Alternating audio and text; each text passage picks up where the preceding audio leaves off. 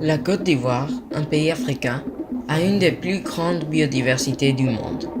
Mais cette biodiversité est menacée par la déforestation. Le problème est simple. En 1960, la Côte d'Ivoire avait 16,5 millions d'hectares de forêt tropicale.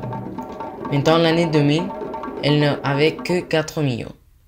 La Côte d'Ivoire est le pays africain qui perd ses forêts le plus rapidement. Mais ce n'est pas seulement les arbres qui meurent. Tous les animaux sont affectés aussi. Les primates perdent l'espace pour vivre, les arbres sont déboissés et les autres herbivores sont chassés, tués ou perdent leur habitat et leur source de nourriture.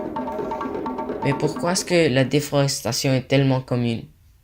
Le cacao. Beaucoup du cacao qui est élevé dans la Côte d'Ivoire pousse dans des réserves et parcs nationaux, comme le parc national Taï. Les agriculteurs qui occupent les terres protégées sont aussi aidés par les officiels ou gendarmes de protection qui se laissent payer pour ne pas arrêter les agriculteurs. Si on calcule avec les demandes futures pour le cacao, la Côte d'Ivoire pourrait perdre toutes ses forêts avant de 2030. Mais pour résoudre ce problème, on ne peut pas se débarrasser du cacao.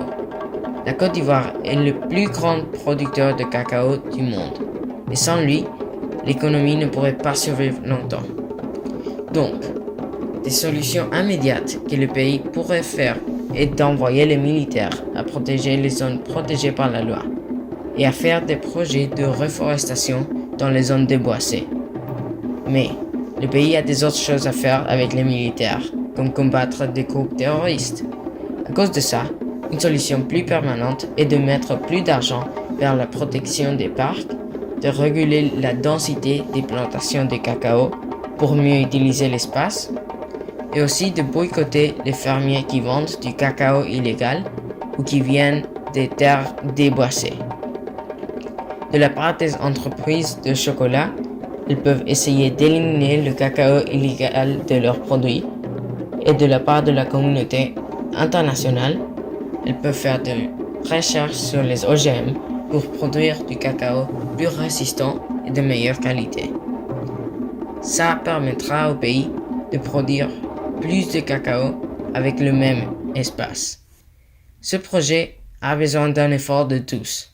Et si on n'arrête pas le déboissement des forêts tropicales, les forêts seront perdues et ne reviendront pas. Let me guess. Your home? It was. And it was beautiful.